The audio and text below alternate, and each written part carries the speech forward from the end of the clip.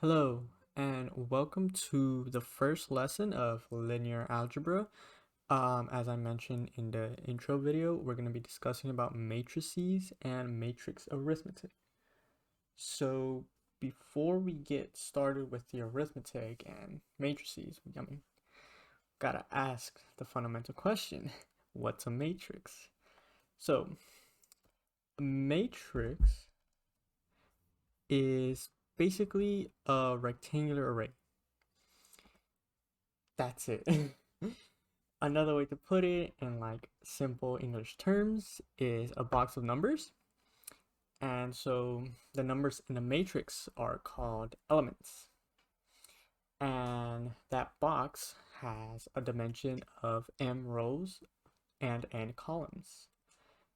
So as you can see on this example with matrix A, we can see that matrix A has a 3 by 5 matrix with the element A23 equaling to 8.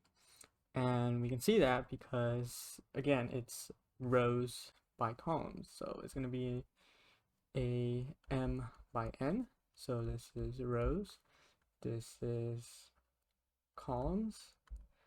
And so we have 1, 2, 3 rows, and then 1, 2, 3, 4, 5 columns. So yes, this is indeed a 3 by 5 matrix, and the element 823 is equal to 8. So what this means is the little subscript, this refers to rows, and this refers to the column. So again, if we go to row number 2, so it will be this one right here, column number 3 right here, and so we just simply follow the lines and we get that it's 8.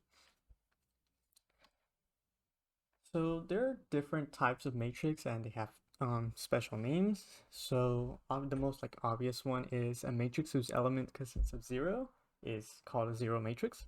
So it doesn't matter if it's a 3 by 3, a 2 by 1, a 6 by 72.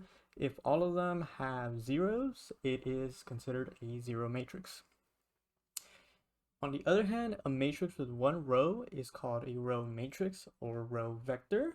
As you can see in this example, this is a row matrix because it has one row, and it's basically any 1 by n matrix where n could be any integer. In this case, this is a 1 by 3, and the same thing goes with the column.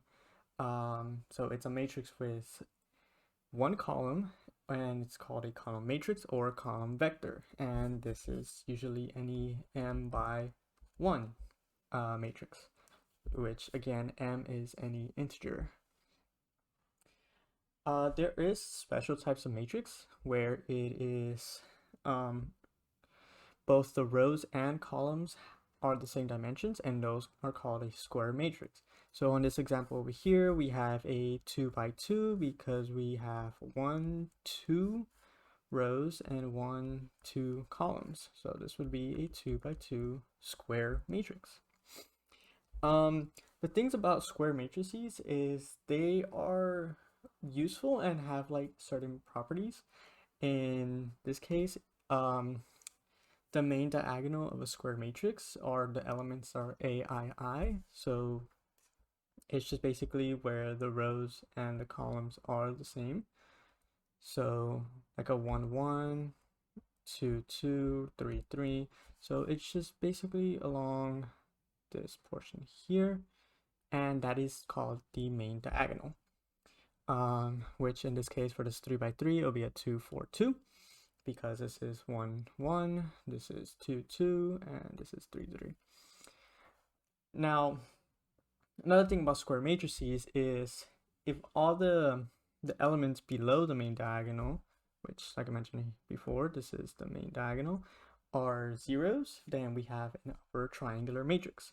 And this is an example, and the reason why it's called a upper triangular matrix is because it creates a little triangle on the upper side of the matrix, and that triangle has numbers that are not all zeros.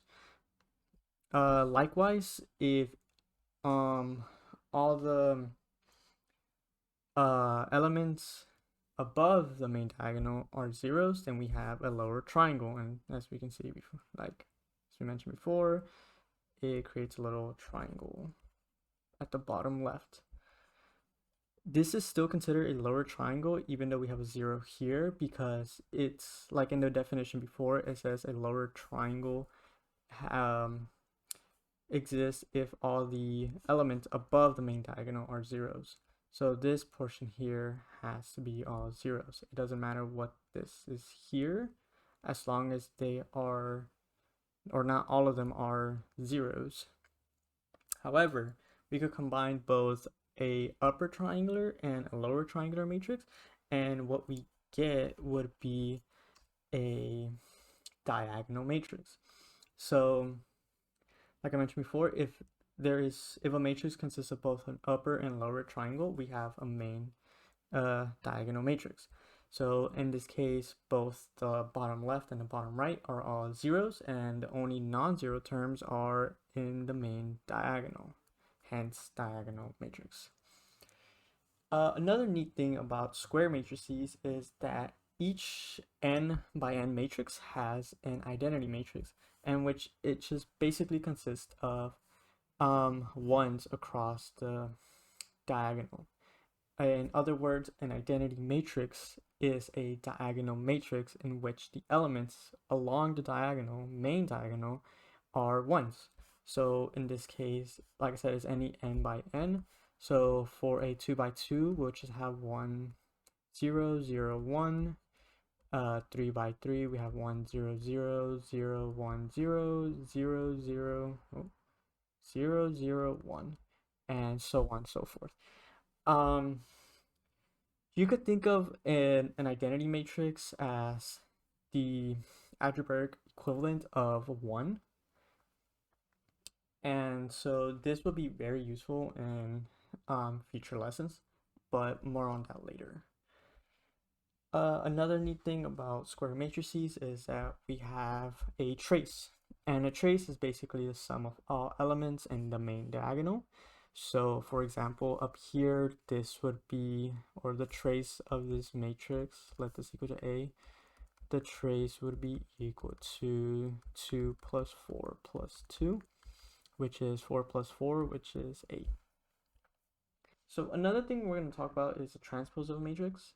And so what it basically means is, given an m by n matrix, its transpose will have dimensions n by n, whose rows are the same as the columns of A. To put that in visual terms, we have this example here that given this matrix A, which if we find out the dimensions, this would be 1 row, 2 rows, so it'll be a 2 by 1, 2, 3 columns. And so that means its transpose, A of t, which is how we denote it, would be a 3 by 2. Because as we mentioned before, its transpose would be the rows and columns flip. And then another thing about it is the rows would be the same as the columns. So everything that's in row 1 would be in column 1. And then anything that's in row 2, its transpose will have the same in column 2. A neat little thing about the transpose is if we take the transpose of a square matrix and we end up getting the same matrix as before, we can say that this matrix is symmetric. And if we take the transpose of a square matrix and it's negative to the original, then we can say this matrix is a skew matrix. The symmetrical matrices are pretty obvious to denote. Like a quick example, literally 1, 2, 2, 1. This is symmetric because if we take its transpose, A of t, we will get the same thing. 1, 2, 2, 1. And so for a skew matrix, we will have some matrix would be 0, -2 to 0. And so if we take its transpose, we're going to get 0, -2, 0. Whoops. 2, 0. And that's basically the same thing as multiplying this times -1. Let this equal to matrix B. But we'll talk about more about matrix arithmetic in a bit. That's pretty much it on matrices. So we're gonna go ahead and do a couple examples in a bit. And then from there, we're just gonna go straight into matrix algebra. So we're back in our whiteboard, and I've written up this example. And so given a matrix A, which is a 6, 9, 4, 3, and matrix B, which is a 4, 10, 2, 1, 7, 13, we have to find the dimensions of A and B, as well as the trace of A, the trace of B, element at 1, 2, and from matrix B, or matrix A, sorry, and element 3, 2 from matrix B, as well as the transpose of A and B. And so we could start off with the easiest one, which is the dimensions of A and B. So for A, we could just count the rows. Well, it's a square matrix, we can see, so all we really need to know is how many rows, which would be the same as columns, and it would be 1, 2 rows. So for matrix A is a 2 by 2 matrix. For B, this would be 1, 2 rows, and then 1, 2, 3 columns. So this is a 2 by 3 matrix. Now for the trace of A, so remember that the trace of A is equal to the sum of the main diagonal, which is this portion here, and that would be 6 plus 3, which is 9. For trace of B,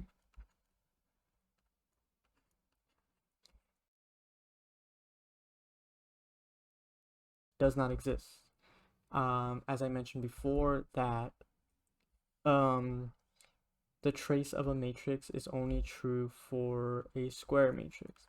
So in the case for matrix B, it is not a square matrix.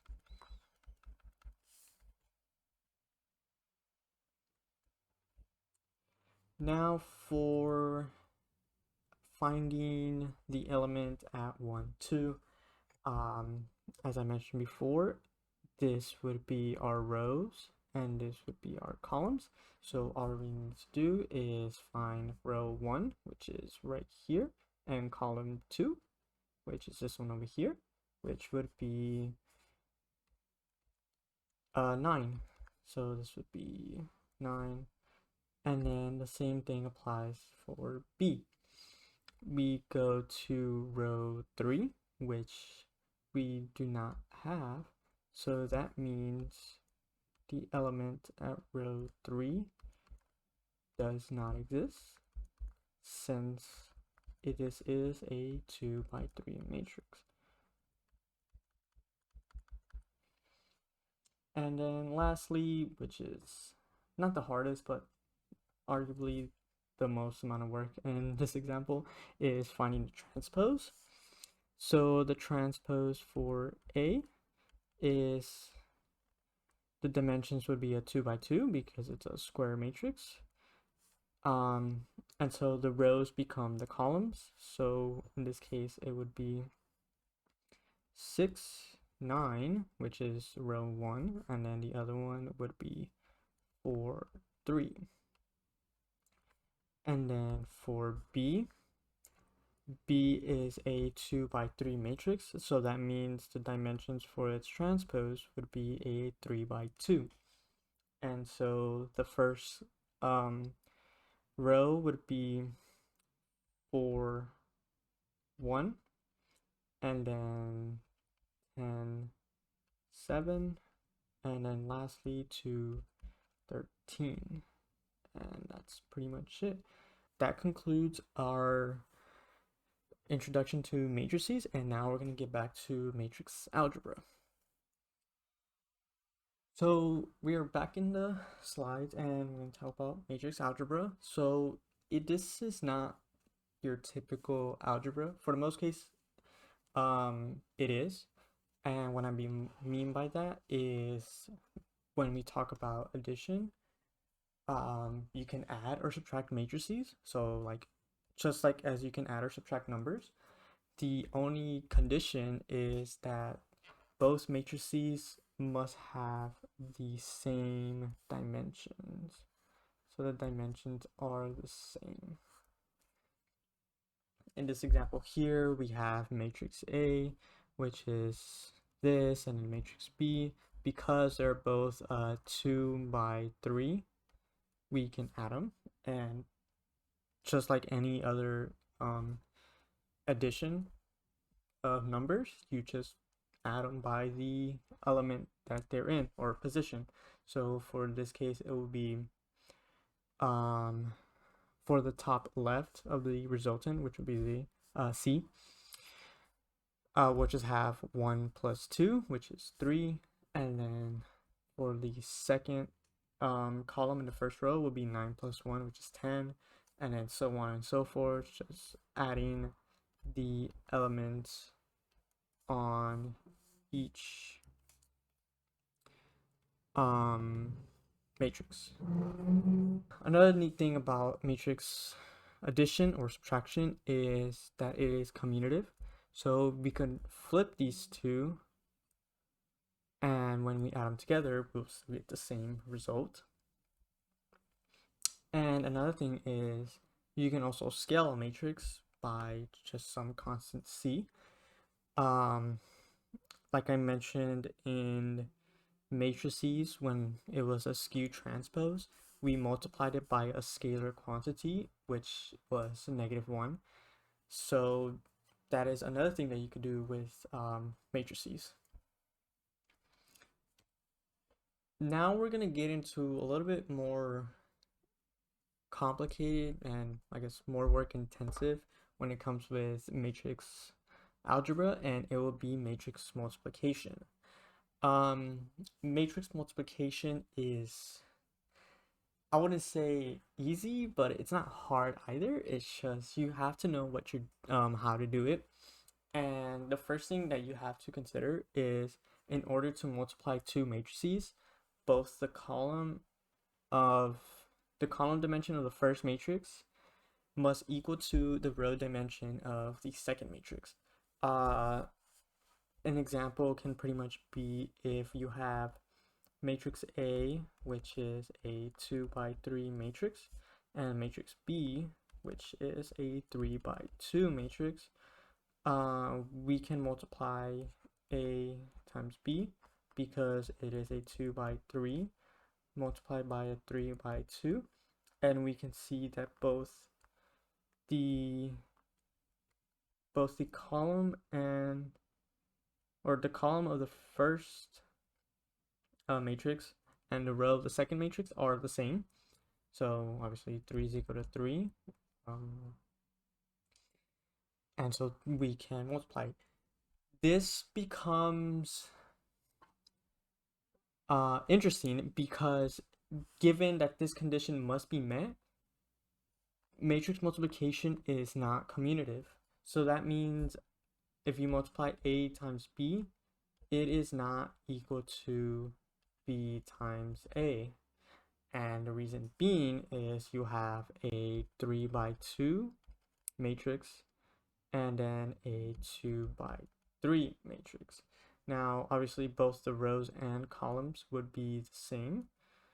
However, the resultant of the new matrix would be the row dimensions of the first column and the column dimension of the second matrix. In other words, the resultant would be a 2 by 2 for the first one, AB, And for BA, it would be a 3 by 3. And as we can see, a 2 by 2 is not equal to a 3 by 3, which is why matrix multiplication is not commutative. And so we're going to go ahead and do an example, and we're just going to go right back into the whiteboard. So we're back in the whiteboard, and we are now given two different matrices, a matrix C, which is 1, 4, 3, 2, and a matrix D, which is 6, 1, 2, 2, 0, 3, and we are asked to find CD. So obviously we first have to check if you can actually multiply these. So for matrix C, we can see that it is a square matrix, which is a 2 by 2 square matrix. And for matrix D, we have that is a 2 by 3 matrix. And so since we're doing CD, so the C goes first, so it'll be a 2 by 2 multiplied by a, not 3, whoops, a 2 by 3. We can see that both the column of the first one and the row of the second one are the same, so we can multiply these out, and so the resultant would be a 2 by 3 matrix, and we're just going to let that equal to E. So E is going to be a 2 by 3, which is a 2 by 3. And so to find the product, it is a little bit of work. So what you basically have to do is that you have to multiply, well, for each element, you have to multiply the row of whatever position that element is by the column of wherever that element is, and then you add them all together. Obviously, some people do not like this way of teaching it with words, so we're going to go on with the example. So typically what I like to do is I like to put my first matrix C, just like anywhere on the paper, wherever you wanted to put it. And then for matrix D, or the second matrix you're multiplying it, we're going to put it right above but to the right of matrix C. So almost look like you're raising it to that power, but you're really not. And the reason why this is useful is because the resultant is going to be, like I mentioned, a 2 by 3. So we have our little 2 rows here, and then our 3 rows or columns here. And so, like I mentioned before, its resultant would be, or for each element, the product would be the rows times the columns. So in this case, it would be, since this one is row 1, column 1, we take the products and add them together. So it will be 1 times 6 plus 2 by 4.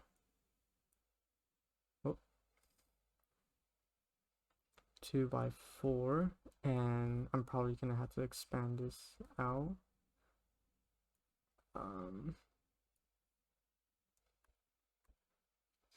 And then for row 1, column 2, it would be again row 1. I'm actually using a different color. It will be row 1, column 2, which would be a 1 times 1. And then a 4 times, or plus 4 times 0. And then for, again, row 1, column 3, it would be 1 times 2 plus 4 times 3. So again, you're taking the row that the element is and then multiplying it by the column that it will end up as well. So for the next part, the second row of the product, we will have row 2, column 1, which would be 3 by 6 plus 2 times 2. And then for the second column of the second row, we'll have 3 times 1 plus 2 times 0. And then lastly, we'll have 3 times 2 plus 2 times 3, which is the second row and third column. And then when we add them all together, we will get, so 1 times 6 would be 6, plus 2 times 4, which is 8. So 6 plus 4, it is 14. And then on the second column would be 1 times 1 is 1, plus 4 times 0, which is 0, will just be given 1. And then the last column of the first row would be 1 times 2, which is 2, plus 4 times 3, which is 12. And then for the second row, we'll have 3 times 6, which is 18, plus 2 times 2, which is 4, and that would be 22. And then be 3 times 1 plus 2 times 0, which is 0, and we'll just have 3. And then lastly, be 3 times 2 plus 2 times 3, which is 6 plus 6, so it would be 12. And it looks like I've made a mistake on the first row's third column, which would be 2 plus 12, which is 14. And then that is our solution, which is equal to matrix E.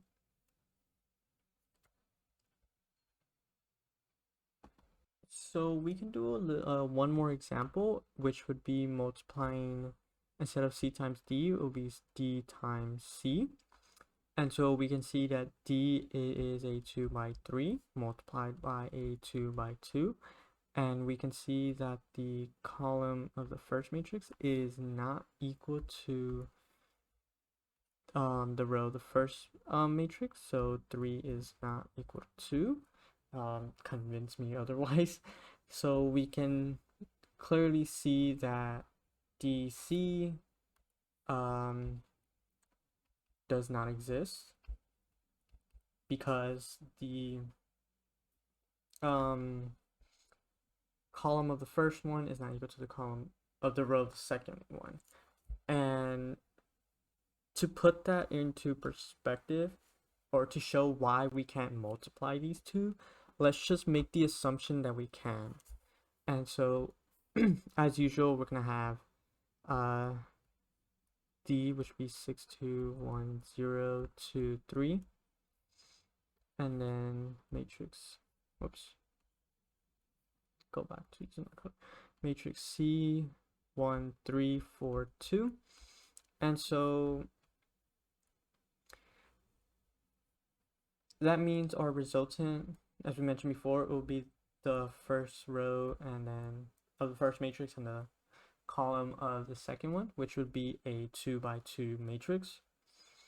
And so let's just begin the process. So we're going to start off with 6 times 1, which is like first row, first column, plus 1 times 3, plus, there goes our issue. So for matrix D, we have a third element or third column, but what do we multiply it with on the other matrix? There is no third row, so we don't know what this is equal to, which is why we can't multiply these two matrices, because we don't have nothing to add with.